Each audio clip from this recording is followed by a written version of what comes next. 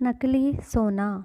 शिवपुरी में कनकदास नामक एक साधारण आदमी रहता था। उसके दो पुत्र थे, मोहनदास और कृष्णदास, और एक पुत्री थी, राधा। विवाह के योग्य होने पर कनकदास ने तीनों की शादी करा दी। कनकदास की मृत्यु के बाद मोहनदास और कृष्णदास ने पिता की बची संपत्ति आधी बांट ली और दोनों अलग अलग रहने लगे। कनकदास की पत्नी अपने दोनों बेटों के पास बारी बारी से रहने लगी। शुरू में दोनों बहुएं सास के साथ बहुत आदरपूर्वक व्यवहार करती रही। सुगुणा को कोई काम करने न देती। वह कभी बीमार होती तो दिल से उसकी सेवा करती, लेकिन धीरे धीरे प्रेम की जगह कटुता ने ले ली। उसका प्रमुख कारण यह था कि अब सास राधा के पास न गहने थे न रुपया। अगर कभी वह बीमार पड़ती तो अधिक खर्चा न कराना पड़ते, इसलिए उसका इलाज भी नहीं किया जाने लगा। सुगुणा के पुत्र अपनी पत्नियों पर नियंत्रण नहीं कर सकते थे। थोड़े दिनों के बाद सब व्यवहार कुछ ऐसा हुआ कि मानो माता का पालन पोषण उनके लिए भारी पड़ रहा हो। सुगुणा को लड़कों के पास अपने दिन गुजारना बिल्कुल मुश्किल होने लगा। अकेले में वो रो लेती और बड़े दुख से दिन काट लेती।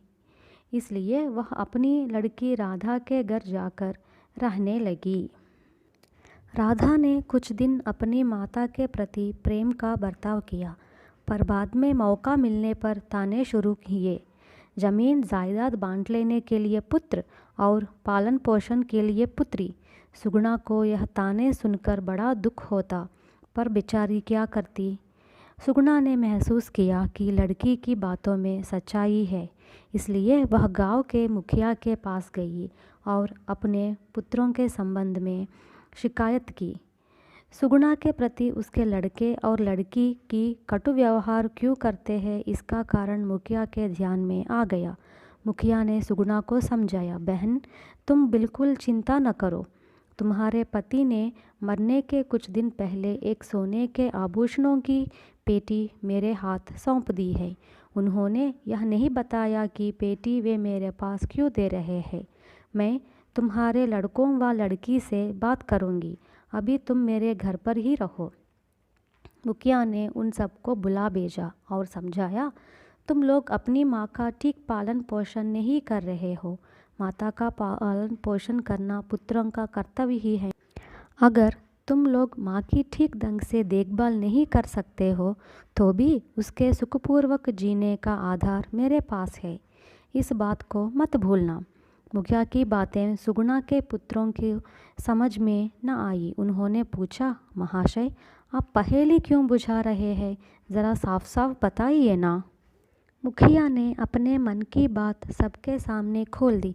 सुनो, कनकदास ने अपनी मौत के समय एक सोने के गहनों की पेटी मेरे हाथ सौंप दी थी और कहा था कि उसके तथा सुगुणा के मरने के बाद सब आभूषण तुम दोनों भाई और बहन राधा को मैं समान रूप से बांट दूं।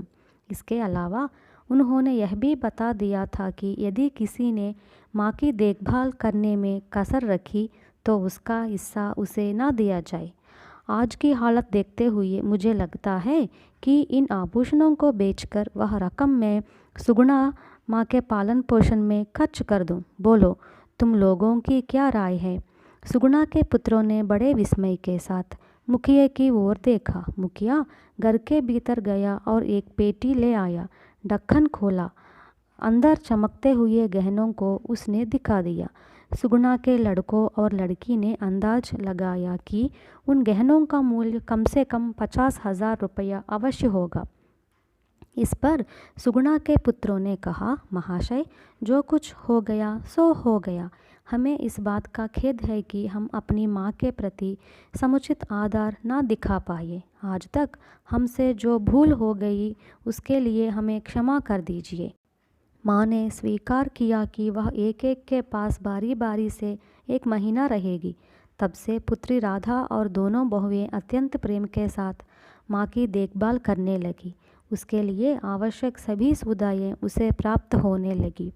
इसके बाद कुछ साल सुगुणा ने बड़े सुखपूर्वक बिताए और आखिर एक दिन वह भगवान की प्यारी हो गई। पुत्रों, वह दामाद ने बड़े ठाट से सब कर्मकांड समाप्त किया। एक दिन वे सब गांव के मुखिया के यहाँ पहुँचे और उनसे निवेदन किया कि अब गहनों का वितरण किया जाए। मुखिया ने उनकी बात मान ली। गहनों का सही मूल्य अंकाने और उन्हें बराबर बांटने के लिए उन्होंने सुनार को बुलवाया। उन गहनों को देखकर सुनार को बड़ा ही आश्चर्य हुआ, क्योंकि वे सब गहने सोने के न थे बल्कि नकली सोने के थे। सुनार के मुंह से ये बातें सुनकर सुगुणा के लड़के, लड़की और बहुओं को बड़ा ही विस्मय हुआ। सबने एक स्वर में कहा, यह कैसा धोखा है, नकली गहने दिखाकर अन्याय हो रहा है।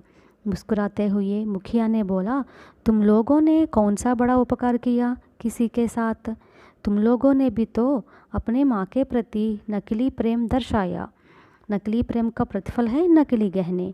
अगर माँ के प्रति वास्तव में तुम्हारे मन में प्रेम होता तो माँ को मेरे पास आने की नौबत ही नहीं आती। पिछले कुछ वर्षों में तुमने केवल प्रेम का नाटक किया। तुम लोग कैसा सोचते हो?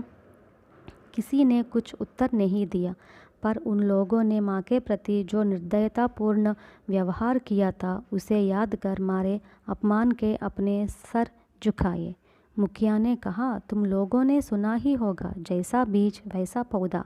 माँ के प्रति तुम्हारा प्रेम बाहर से चमक दमक वाला पर भीतर से बनावटी रहा होगा। अब तुम लोग जा सकते हो। वास्तव में बात यही थी कि कनकदास ने मुखिया के पास कोई गहनों की पेटी नहीं रखी। कनकदास के पुत्रों व बहुओं के दिलों में परिवर्तन लाने के लिए मुखिया ने यह सारा स्वांग मात्र रचा था।